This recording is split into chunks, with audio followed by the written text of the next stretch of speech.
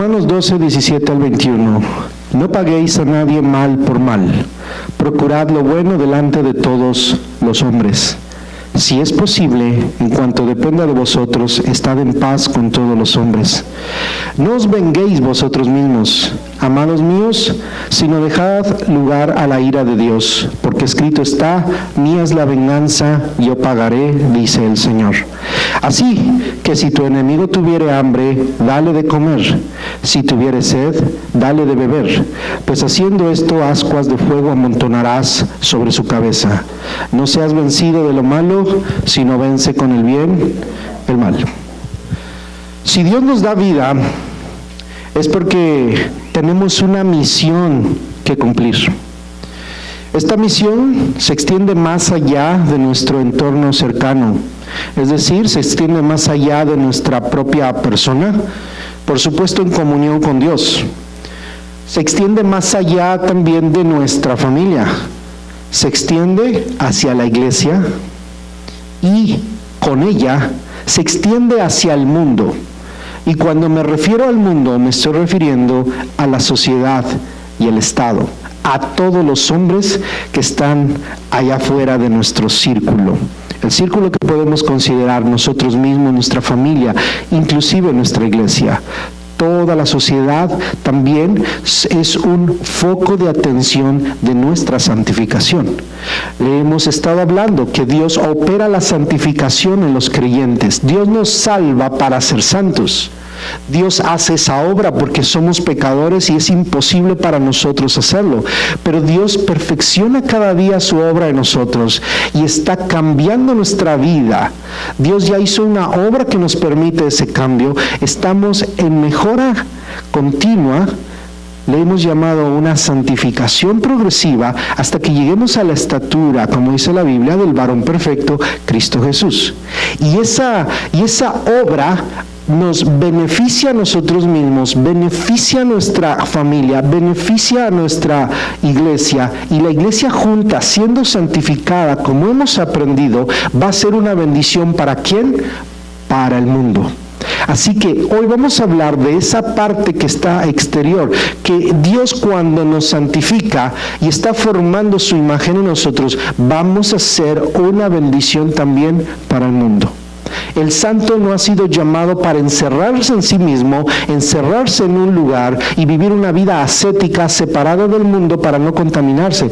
Claro que los creyentes, los santos, no deben contaminarse, pero deben salir al mundo para hacer una bendición en el mundo y ser un buen testimonio. Nuestra santificación entonces debe tener un efecto práctico en nuestra vida diaria, y hoy reflexionaremos en algunos de estos aspectos prácticos. Como cristianos, como santos, tenemos un deber con nuestra sociedad y el Estado. Tenemos un deber con la gente y con el gobierno. Hablemos de ello. La Biblia nos da directrices a nosotros los creyentes, a los cristianos, o también llamados santos, acerca de estas cosas. Se encuentran en las cartas apostólicas. Si usted nota, la mayoría de cartas tiene un inicio, y ese inicio nos dice a quién van dirigidas las cartas. Y usted puede ver, por ejemplo, Romanos 1:7, Efesios 1:1, Colosenses 1:2, al menos en esas cartas, Pablo dice a quién le escribe esas cartas. ¿A quién se las escribe? A la iglesia, a los santos. Va dirigida a los santos. Y le he explicado que usted, si es un hijo de Dios, usted es un santo. A eso se refiere. ¿Por qué? Porque Dios nos ha santificado por su obra en la cruz del Calvario, y nos está santificando cada día. No somos perfectos, estamos en proceso. Y entonces las cartas son dirigidas para corregir lo que tiene que ser corregido en nuestras vidas. Son para los santos que están en proceso. Así que lo que dicen las cartas es para usted y es para mí. Así que permítame llevarlo a las cartas, algunos pasajes de las cartas que nos hablan acerca de nuestro deber como santos hacia la gente, hacia el mundo. De hecho, el pasaje que leímos nos habla de cómo debemos comportarnos con la gente. No devolvamos a la gente mal por mal, que debemos hacer bien a todos los hombres. Por eso escogí ese texto para darle una introducción y darle una idea de lo que Dios quiere, cómo nos debemos comportar como santos con todos los hombres, no nada más con los buenos, sino también con los malos. No nada más adentro de la iglesia, sino también afuera. Así que Dios nos da las siguientes directrices. Número 1, Romanos capítulo 12, versículo 17 al 21, que ya leímos, nos dice que debemos estar en paz con todos los hombres. Debemos procurar lo bueno, no pagando mal por mal. La costumbre de los seres humanos es pagar mal por mal. Nos hacen mal, ¿y cómo pagamos? Mal. Esa es la reacción pecaminosa de nuestra vida. Nos hacen mal, ¿y cómo reaccionamos? Mal. Y Dios nos dice en su palabra, no paguéis a nadie mal por mal. La gente nos va a hacer mal. La gente es mala. Y hay gente más mala. ¿Y qué dice la Biblia que tenemos que hacer con ellos? No devolver mal por mal. Un creyente devuelve bien por mal. Vamos a procurar lo bueno, y vamos a buscar estar en paz con todos los hombres. Es un reto el que nos lanza el Señor. Debemos estar bien con todos los hombres. Amén. Número 2, la Biblia nos dice que debemos ser diligentes en el trabajo, con lo cual sostenemos a nuestra familia y participamos del bien común, siendo productivos. Dios nos llama a que seamos productivos en la sociedad. Al ser productivos, nosotros nos beneficiamos porque tenemos con qué comer, con qué vestir, con qué pagar el carro, con qué pagar los biles. Pero a través del trabajo también bendecimos y ayudamos a la comunidad. Con su trabajo usted ha beneficiado a la comunidad. Hermano, usted vino, la mayoría de nosotros, ¿a qué venimos a este país? A trabajar duro, ¿verdad? ¿Y para qué? ¿Cuál era su idea? El sueño americano, es decir, tenía una idea egoísta, vamos a ser honestos. Nuestras ideas, cuando decimos, vengo a este país, usted no vino a ayudar a este país.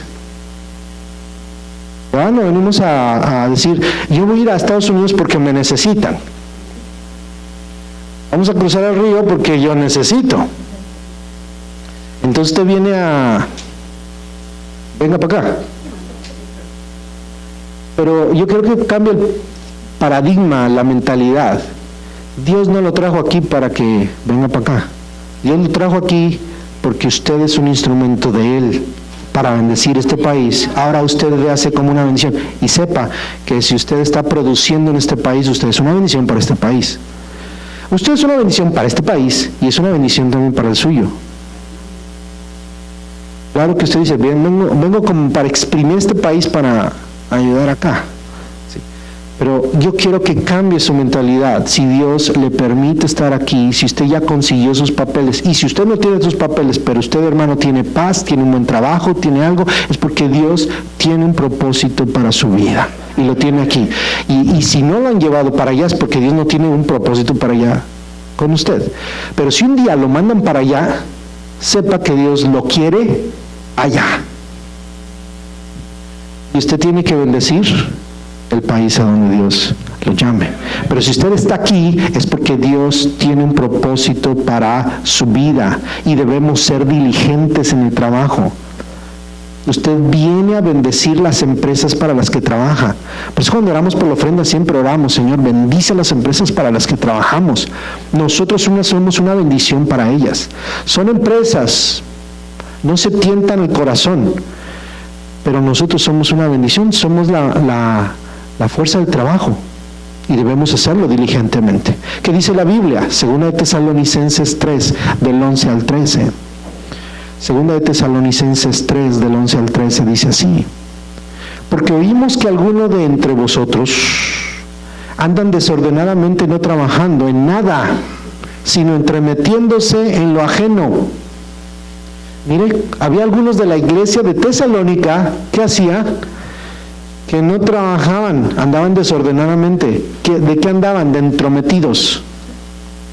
Versículo 12. A los tales mandamos y exhortamos por nuestro Señor Jesucristo, que trabajando sosegadamente coman su propio pan. Y vosotros, hermanos, no os canséis de hacer bien. ¿Cuál es el consejo de la palabra del Señor para los creyentes? Que trabajemos y nos ganemos nuestro propio pan. Primera de Tesalonicenses, regrésese a una carta anterior. Primera de Tesalonicenses 4, 11 y 12. Dice así la Escritura: y que procuréis tener tranquilidad y ocuparos en vuestros negocios y trabajar con vuestras manos de la manera que os hemos mandado, a fin de que os conduzcáis honradamente para con los de afuera y no tengáis necesidad de nada. Es decir, ocúpate en tus negocios, trabaja para que no tengas necesidad de nada. Necesitamos trabajar, ser diligentes. Sabe que un fruto de una buena vida cristiana es que usted va a ser sabio en administrar sus bienes, va a ser, hermano, diligente en trabajar. Y es un reto que usted tiene que ponerse. Su santificación debe abarcar su área productiva. Si Dios me está santificando, me está haciendo un mejor trabajador. Si Dios me está santificando, antes yo era respondón en el trabajo, pero Dios ahora me santifica, ahora me callo. Antes ya no me aguantaban en el trabajo. Ahora dicen, ¿qué le pasó? Porque Dios me está santificando. Da cuenta que la santificación tiene un efecto y se tiene que notar en todas las áreas de nuestra vida. Usted no sea como los creyentes, no sea esos creyentes, como esas personas que son indeseables, que no los quieren los trabajos. No sea de esas personas que hoy trabaja aquí, mañana trabaja allá. Sea fiel, sea bueno. Si tiene una mejor oportunidad, qué bueno. No sea de los que se van sin despedirse de los trabajos. No deje los trabajos botados, no sea malagradecido. Aunque dijeran, aquí no me pagaron lo que merezco, dígale gracias a la persona que le dio al menos ese trabajo durante el tiempo que usted estuvo. Es que no conoce a mi patrón, no importa. Sea un buen cristiano, sea un buen creyente. Está siendo santificado, sea una persona que da luz. Es una persona que brilla con el carácter de Cristo. Para que tenga tranquilidad, ocúpese en sus negocios, trabaje, disfrute su trabajo. Ese es el bien del hombre, dice la Biblia, que disfrutes del bien de tu trabajo y no lo padezcas, no lo sufras, sino qué bendición, hermano, tener un trabajo, y qué bendición cuando llega el cheque. ¿No se siente a gusto? Por eso usted prepara su ofrenda, prepara aún su diezmo, su ofrenda. Es una forma a través de la cual usted expresa la gratitud y la alegría que tiene de tener un trabajo. ¿Por qué? Porque se esforzó, hermano, porque usted sabe lo que le cuesta, cómo llega en las noches cansado, cómo llega agotado, el estrés que le implica el trabajo. Pero qué gozo, hermano, saber que lo tenemos, porque es una bendición de Dios. Amén. Entonces, número 1, debemos estar en paz con todos los hombres. Número 2, debemos ser diligentes en el trabajo. Y los que no trabajan, que estudian, pues estudien diligentemente, porque un día eso los va a llevar a tener un buen o un mejor trabajo. Bien, número 3. Como deber y buen testimonio debemos mantener una buena ética en el trabajo. Esto todavía tiene que ver con el trabajo. Así que trabaje con excelencia. Por un lado, si usted es un empleado, trabaje con excelencia, y si usted es un empleador, páguele y trate bien a sus empleados. No le deje de pagar a sus empleados. Es un pecado que la Biblia pone muy serio. Mire lo que dice Efesios capítulo 6, del 5 al 9. Y también, hermanos, nosotros que somos empleados, tenemos que trabajar diligentemente, hacer el trabajo. Si nos piden que hagamos algo, hagámoslo. Si estamos en la construcción, si estamos en las yardas, si estamos en el restaurante, Los hermanos del restaurante, si le piden una barbecue, le van a dar al cliente una ensalada. No, ¿verdad? Hermanos de construcción, si le piden un muro acá, ¿se lo van a hacer allá? No, ¿verdad? Tenemos que ser diligentes, hacer un buen trabajo. Es decir, yo nada, eso es lo que me paguen. Y bueno, a cierto punto tiene cierto sentido, pero oiga, creo que es bueno, si usted hace un poquito más, se le van a abrir puertas. Se le van a abrir puertas. Yo nada más hasta aquí, a mí nada más me pagan aquí. ¿Quiere puertas abiertas? Súbale el estándar. Súbale. Ahora, no espere nada, claro, dices que nadie me reconoce y a lo mejor ni se lo reconozcan. Y suban de puesto al de junto y no usted, pero sabe, delante de Dios, usted va a recibir con recompensa. La Biblia nos enseña que todo lo que hagamos lo debemos hacer no como para el hombre, sino como para Dios. Así que vea que para el creyente, su jefe, ¿quién es? Dios. Dios. ¿Qué dice la Biblia? Efesios 6, 5 al 9. Siervos, obedecer a vuestros amos terrenales con temor y temblor, con sencillez de vuestro corazón como a Cristo, no sirviendo al ojo como los que quieren agradar a los hombres, sino como siervos de Cristo, de corazón haciendo la voluntad de Dios, sirviendo de buena voluntad como al Señor y no a los hombres, sabiendo que el bien que cada uno hiciere, ese recibirá del Señor, sea siervo o sea libre. Y vosotros, amos, haced con ellos lo mismo, dejando las amenazas, sabiendo que el Señor de ellos y vuestro está en los cielos y que para Él no hay acepción de personas. Colosenses 3, 22 al 25. Colosenses 3, 22 al 25. Siervos, obedecer en todo a vuestros amos terrenales, no sirviendo al ojo como los que quieren agradar a los hombres, sino con corazón sincero, temiendo a Dios. Y todo lo que hagáis, hacedlo de corazón como para el Señor y no para los hombres, sabiendo que del Señor recibiréis la recompensa de la herencia, porque a Cristo el Señor servís. Mas el que hace injusticia, recibirá la injusticia que hiciere, porque no hay acepción de personas. Hermano, no trabajo, pero voy a orar para que Dios me haga un milagro y me dé dinero. No, tenemos que trabajar, porque Dios no hace excepción de personas. Colosenses 4:1. Amos, haced lo que es justo y recto con vuestros siervos, sabiendo que también vosotros tenéis un amo en los cielos. Amén. La palabra del Señor nos habla, hermano, no tengo que comentar demasiado o mucho esto. Número 4, un cristiano es un buen ciudadano que obedece las leyes y contribuye diligentemente con su sociedad y estado en dos aspectos, espiritual y práctico. Le voy a repetir esta idea. Ya hablamos del deber que tiene con la gente, el deber que tiene con su trabajo, y ahora vamos a entrar al deber que tenemos con la comunidad y con el Estado, con el gobierno. Y el cristiano debe ser un buen ciudadano que obedece leyes y contribuye diligentemente con su sociedad y Estado en dos aspectos, espiritual y práctico. ¿A qué me refiero con eso? Vamos a ver la Biblia. 1 Timoteo 2, del 1 al 4. Los creyentes se deben caracterizar por ser gente que obedece las leyes. 1 Timoteo 2, 1 al 4 dice: exhorto, ante todo, que se hagan rogativas, oraciones y peticiones y acciones de gracias por todos los hombres. Esta es la parte espiritual. La iglesia, ¿qué debe hacer? Porque no lo va a hacer nadie más. No lo va a hacer la gente. ¿Qué va a hacer la iglesia? Orar por sus gobernantes que son malos, nefastos, corruptos. ¿Qué debe hacer la iglesia? Maldecirlos, criticarlos. ¿Qué dice la Biblia? Orar. ¿Qué hay que hacer por los presidentes? Hay que orar. Hay que Orar. No los quieren, no les caen bien. ¿Qué hay que hacer por ellos? ¿Qué vamos a hacer? Orar.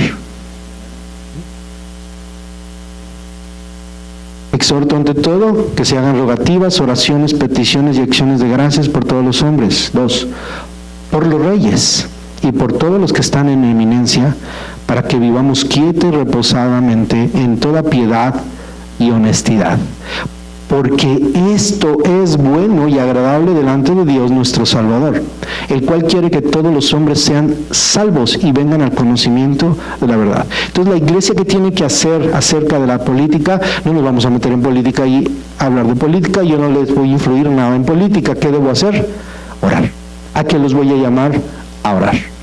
Y cuando vengan votaciones, a fomentar que usted vote libremente, porque usted es una conciencia libre. Dios ha puesto una conciencia y usted necesita un criterio, y se le fomenta a usted que vote y que ejerza su responsabilidad y su derecho como ciudadano. Haga, hermano, su tarea, haga su trabajo y sea un buen ciudadano. Lea lo que sucede alrededor, lea, conozca las noticias, conozca lo que sucede, interésese por su comunidad.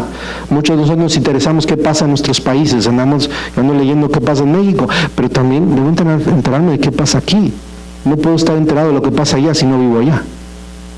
Debo también estar interesado en lo que pasa aquí, para orar por lo que pasa aquí. Me debo preocupar de lo que pasa aquí. Me debo preocupar si hay una balacera aquí cerca, porque tengo que orar por eso.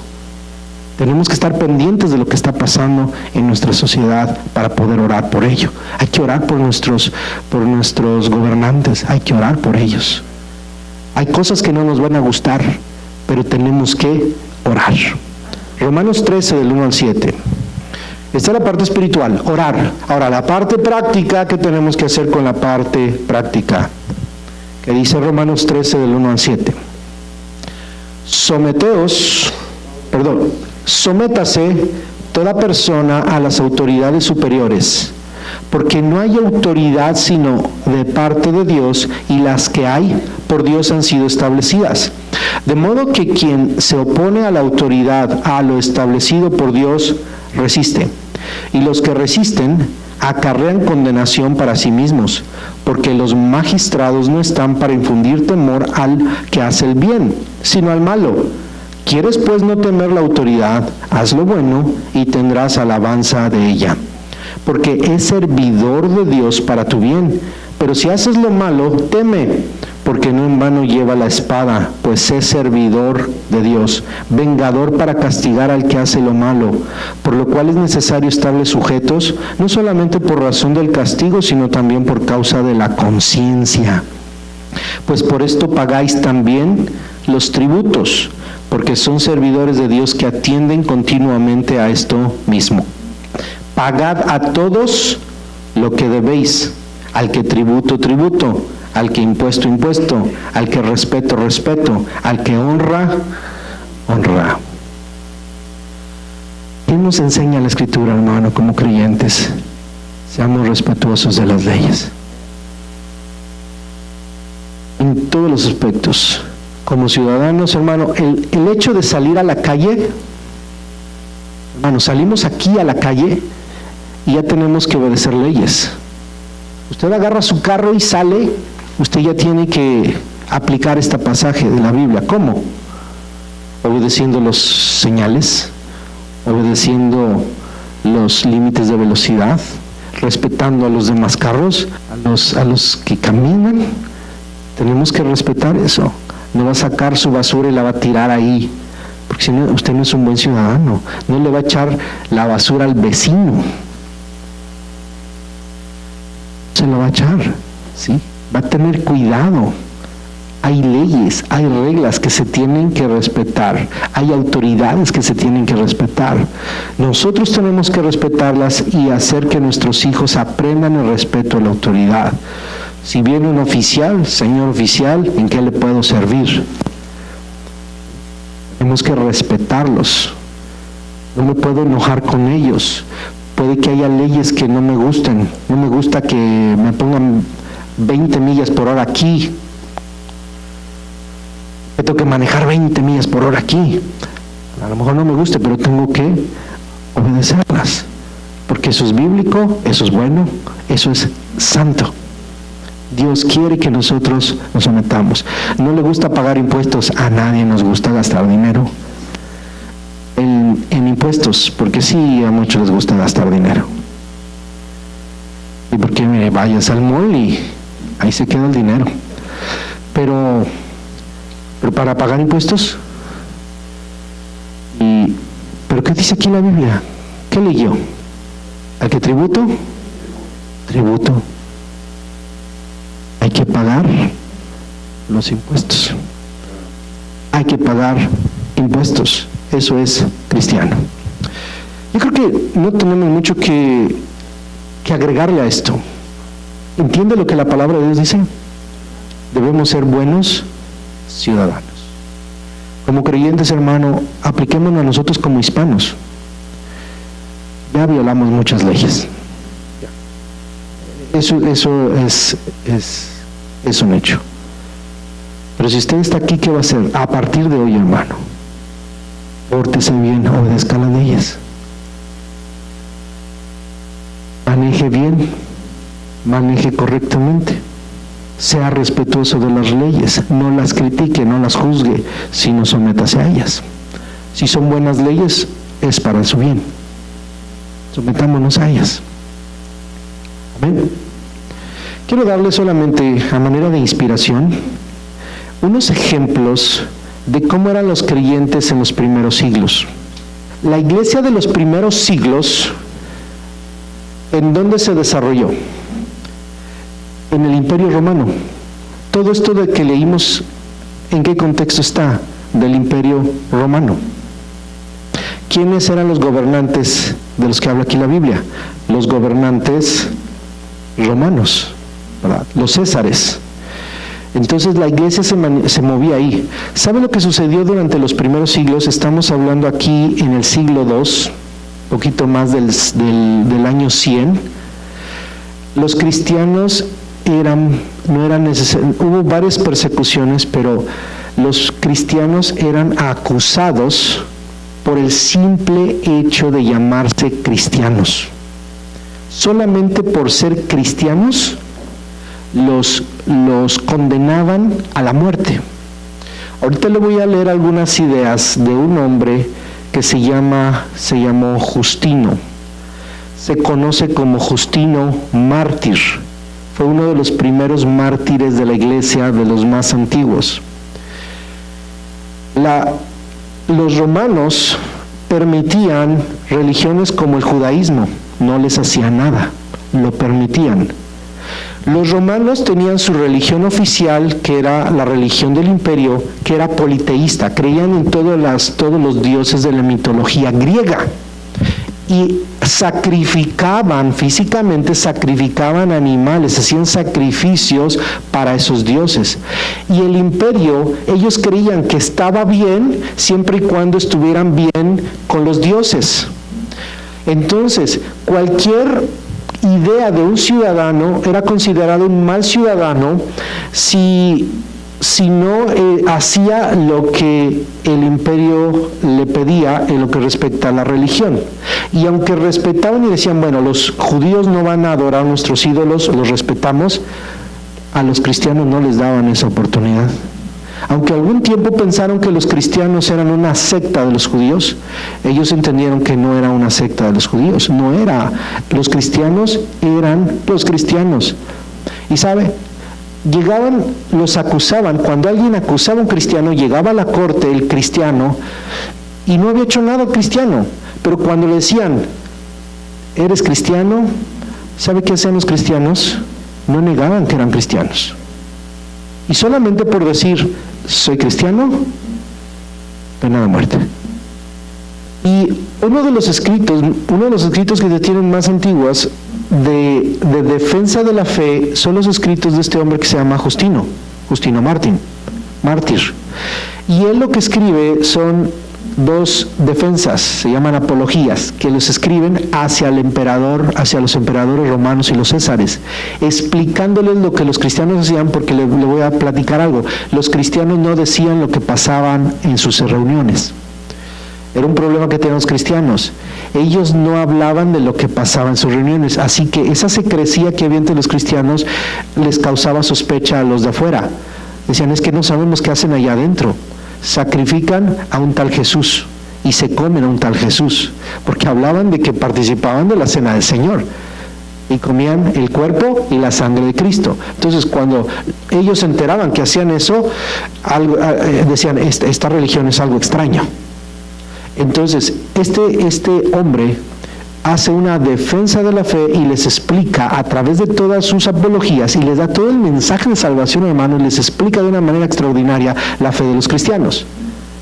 Y hay algunas ideas que quiero compartir con usted porque nos enseña cómo eran los cristianos al respecto al Imperio Romano. Y permítanme compartir algunos de ellos. El primero es, escuche esto. ¿Qué eran los cristianos? ¿Cómo describe Justino a los cristianos? Nosotros somos cooperadores y auxiliares vuestros para el mantenimiento de la paz, pues enseñamos que no es posible que se oculte a Dios el malvado. Escuche esto, qué maravilloso. ¿Cómo se consideraban los cristianos ante el imperio? Somos cooperadores y auxiliares vuestros para el mantenimiento de la paz. Yo quiero que aprenda de estos hombres, hermano. Aprendamos de ello, porque si nosotros como cristianos en el siglo XXI, en este país, Estados Unidos, nos consideramos cristianos, deberíamos tener esta actitud. Y que el gobierno delante de él podamos decir, nosotros somos cooperadores y auxiliares suyos para el mantenimiento de la paz. Nosotros no les vamos a causar problemas, nosotros buscamos la paz porque entendemos que a los malvados Dios los va a juzgar, no queremos ser juzgados. Los creyentes, por eso es que aquí se ve mucha doctrina que creía la iglesia primitiva basada en la palabra de Dios. Esto no es palabra de Dios, esto no es palabra inspirada, pero es lo que creían los creyentes. Nos da una idea, una foto de la iglesia de los primeros siglos. Estamos hablando de la iglesia del siglo II. Entonces, ¿qué hacían? Ellos eran ante la sociedad cooperadores y auxiliares para el mantenimiento de la paz, a pesar de que los perseguían. Segunda idea, en cuanto a los tributos, fíjese, los creyentes, en cuanto a los tributos e impuestos, nosotros procuramos pagarlos antes que nadie a quienes vosotros tenéis para ello ordenados por todas partes, porque así hemos sido enseñados por Él. De ahí que nosotros adoramos solo a Dios, pero en todos los demás os servimos a vosotros con gusto, reconociendo que son emperadores y gobernadores de los hombres, y rogando al mismo tiempo que juntamente con el poder imperial recibáis inteligencia y prudencia. ¿No es esto una manera práctica de poner por obra lo que acabamos de leer en la palabra? Esa era la iglesia de los primeros siglos. Me pregunto, ¿somos esa misma iglesia? Deberíamos. En cuanto a los tributos, somos los primeros que pagamos. En cuanto a ustedes, reconocemos que Dios los ha puesto y oramos por ustedes, para que reciban inteligencia prudente. Había una práctica horrible en el Imperio Grecorromano. Cuando nacían los bebés, la gente tenía esa idea de que tener muchos hijos era una carga. Cuando nacía un bebé, y sobre todo las niñas, no querían niñas mucho, ¿sabe qué hacían? Se deshacían de ellos. Los romanos tenían esa costumbre, no los mataban, sino los dejaban por ahí. Así como mucha gente hoy agarra a los gatos y los abandona, a los perros, que también, hermano, por cierto, eso está mal. Llévenlos a un shelter, a los pobres animalitos. Pero ¿sabe qué hacía a los romanos? Agarraron al bebé, a sus hijos, los dejaban. Se alimentaban bestias, se los comían animales, pero muchos otros los tomaban y los prostituían. Los formaban después para prostituirlos o los hacían crecer para venderlos como esclavos. esa práctica estaba muy común. Entonces se sabe que los cristianos rescataron a muchos niños. El trabajo en contra del aborto, hermano, es un trabajo que se realizó desde antes de salvar niños desde hace mucho tiempo, hermanos, desde los primeros siglos. Ahora, no pudieron en contra de eso, porque además eso era redituable para el Imperio Romano, porque de eso cobraban impuestos. ¿Qué pasó, hermano? Año 374, cuando el cristianismo se establece como religión oficial en el Imperio Romano, se acabó esa práctica. ¿Por qué? Porque la influencia del cristianismo dentro de la sociedad es buena. El cristianismo, hermano, necesita estar presente con todas sus cualidades y con todas las capacidades, con pureza en la palabra de Dios, para poder, hermano, quitar la podredumbre del mundo hasta que Cristo venga. No podemos evitar, hermano, que la maldad se multiplicará, pero, hermano, nosotros estamos haciendo resistencia. Y, hermano, yo le puedo decir que hoy los hermanos de aquel tiempo, de los primeros siglos, no estaban mejor que nosotros. Luchaban más. Y por eso, hermano, tenemos mucho que aprender de ellos. Justino Martín también decía: como sabemos que las leyes han sido acomodadas por los ángeles malos a la maldad de los mismos, y como esas leyes se alegran los hombres semejantes a los demonios, tienen que venir la recta razón para demostrar que no todas las opiniones de los hombres ni todas las leyes son buenas, sino malas y otras buenas. Lo que está diciendo es lo que hoy vemos también: hay leyes que no son buenas, que están siendo inspiradas ¿por quiénes? Por demonios. ¿Y quiénes las están fomentando? Aquellos que se comportan como los mismos demonios. Y es ahí donde la iglesia también no puede decir estoy de acuerdo. Por eso la iglesia sufre, por eso la iglesia va a tener que ser un mártir. Somos mártires, hermano, en cualquier momento. Sí, ahora nos critican, nos juzgan y nos tundan en las redes. ¿Por qué? Porque somos intolerantes, porque somos misóginos, porque somos, no sé cuánta cosa nos dicen, homófobos, ya hasta se me olvida la palabra, homofóbicos, ¿sí? Y amamos, hermano, la obra de Dios, amamos al ser humano, queremos que sea salvo. La tolerancia, si hay alguien que es tolerante, es la iglesia. Si hay algo que se manifiesta en la iglesia primitiva, es un corazón tolerante, un corazón compasivo, y es lo que debemos expresar. Pero vamos a ser juzgados porque no vamos a estar a favor de las leyes en contra del aborto, leyes que van en contra de la familia, porque son valores que siempre se deben conservar. Una idea más. Justino Mártir decía: y hecho ya aquello que estaba en nuestra mano, teníamos suplicando que todos los hombres en todas partes se hagan dignos de conocer la verdad. Me llama la atención este pasaje porque es de las últimas frases que en su primera apología habla. Y hecho ya aquello, es decir, habiendo escrito esto y habiéndoles ya dado este mensaje que estaba en nuestra mano, terminamos suplicando que todos los hombres en todas partes se hagan dignos de conocer la verdad. Esa es nuestra oración y ese es nuestro deseo y esa es nuestra misión, que en todos lados se conozca la verdad del Evangelio. La verdad del Evangelio. Segundo ejemplo, hermano, es sencillo, no me va a tomar más que unos segundos. La iglesia de Roma, en el año 248, tercer siglo, apoyaba económicamente a 1,500 pobres y 155 servidores dentro de la misma iglesia. Es decir, tenía su staff, la iglesia en Roma, 155 pastores, diáconos, siervos, ¿sí?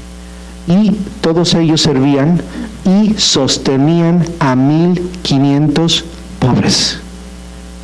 ¿Qué es eso, hermano? Es una iglesia que cumple el propósito de Dios en su comunidad. ¿Cómo se logra eso, hermano? Cuando estamos siendo santificados por el Señor y tenemos un compromiso con la comunidad de allá afuera. Y por último, hermano, algo que también me llamó mucho la atención: las basileyas. Basileyas fue el término que se le dio a el primer hospital. usted puede conocer a la medida, hermano. Yo creo que no tiene nada que pedirle un hospital de hoy. ¿Qué hospital le gusta aquí de Houston, importante, grande? Esos grandes hospitales, Herman, Texas Children, Metodista, esos grandes hospitales donde tienen toda clase de médicos y todas clases. Bueno, ¿sabe quién hizo un hospital de esa manera primero? La iglesia. La iglesia. San Basilio de Capadocia, siglo IV. En ese siglo la iglesia es donde se establecen entre las iglesias los monasterios donde había monjes, la gente que se aislaba, muchos cristianos que prefirieron la vida ascética, es decir, aislada. Pero sabe una cosa, esos hombres en el oriente desarrollaron mucho trabajo hacia las comunidades, y una de las cosas que desarrollaron fue estos hospitales. Se le llamó Basileia al primer hospital que puso este hombre, San Basilio. Y ese hospital, ¿qué era? Era varios edificios que el Imperio Romano, ya en ese tiempo el Imperio Romano les había dado mayor capacidad y les dio terrenos a las iglesias. Usted sabe que cuando la iglesia sale y se oficializa dentro del Imperio Romano, hay una decadencia en la iglesia, pero en los primeros siglos hay bendiciones para la iglesia. Y una de ellas es que empezaron a adquirir terrenos. Y en uno de esos grandes terrenos que los gobiernos le dieron libre de impuestos, construyeron un hospital que era de primer mundo en aquel tiempo.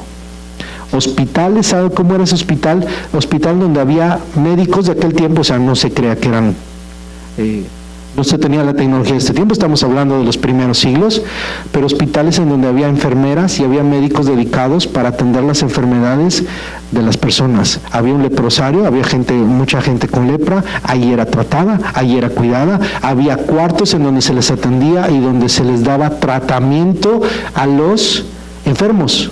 ¿Y quién empezó eso? La iglesia. Aún usted puede saber que los grandes hospitales de aquí, también muchos los han originado o los han fundado iglesias. Piénselo, el hospital metodista, ¿quién cree que lo fundó? La iglesia metodista. ¿Quién ha fundado el hospital episcopal? La iglesia episcopal. ¿De dónde vienen esos grandes? San Lux, ¿por qué se llaman? Tienen nombres de santos. Varios hospitales, porque es una tradición que desde los siglos la iglesia estableció algo, hermano. Sí, ahora cobran un dineral, pero en aquel tiempo era para la gente que era pobre, que necesitaba, y para el que estaba enfermo. En el Imperio Romano, los hospitales, usted sabe que desgraciadamente no reconocen a la iglesia eso. Pero sabe una cosa, el mundo reconoce en la práctica medicina al dios Esculapio. ¿Usted ha visto que hay una serpiente así en todos los médicos? ¿Ha visto el símbolo de la medicina? Que es una serpiente. Ese es el dios Esculapio. Así se llamaba en griego, en romano, en latín. Pero también se llamaba Asclepio, el dios de los griegos. Y ellos establecieron los hospitales que se llamaban Asclepeion, así se llamaba el hospital de los griegos, y estos tenían instalaciones para que la gente enferma fuera a ir. Los hospitales de los griegos, de los romanos, eran templos donde estaba su dios Esculapio. ¿Y sabe qué hacían? Ahí no había médicos y enfermeras. ¿Sabe qué hacían los romanos? Llevaban a los enfermos y nada más para que ahí estuvieran. A eso se le llama, de ahí viene la palabra incubar, porque ahí los dejaban, para que los dioses, a donde estaban ahí expuestos o cercanos a los dioses, los curaran. ¿Y qué pasaba, hermano? No servía ese hospital, pero esa era la fe de los impíos. ¿Y qué pasó con la iglesia? La iglesia dijo, ¿qué necesita el enfermo? Cuidados. Había mucho de la iglesia que decía, no, vamos a confiar en Dios. Así como hoy todavía hay, en aquel tiempo había. Pero ¿qué dijo San Basilio? Escribió claramente, hey, debemos entender esto, y esto es doctrinal, hermano. Somos pecadores, y por causa de nuestro pecado hay enfermedad, y porque hay enfermedad en el mundo y porque hay pecado, necesitamos hospitales. ¿Y cómo hospitales? Con médicos y enfermeras que podamos mostrarles el amor de Dios. Porque hay leprosos. Y la iglesia entendió que no nada más lo milagroso se manifiesta en ella, sino también, hermano, es un gran milagro cuando del corazón del hombre se muestra el amor de Dios a las necesidades de la comunidad. Qué maravillosos ejemplos, hermano. Se da cuenta que el origen ¿dónde está? En la palabra de Dios. Así que lo que nosotros leímos hoy en la palabra de Dios, hermano, lo vemos ejemplificados en los primeros siglos de la iglesia, y vemos la razón por la que hoy nuestros hospitales se llaman San Luke, San Joseph's, Metodista, Episcopal. El Memorial Hermann fue fundado por UBA, la Unión Bautista, la Asociación Bautista. Se da cuenta que es la iglesia el origen de las buenas obras. Así que, hermano, pongámoslo en nuestro corazón y seamos cada uno de nosotros buenos ciudadanos. ¿Hasta dónde nos debe llevar nuestra santificación? Hacia el cielo, pero no sin pasar porque nosotros en nuestro peregrinar bendigamos a la tierra, a la cual Dios aún sustenta, y a los hombres a los cuales aún Dios manifiesta paciencia y oportunidad de redención.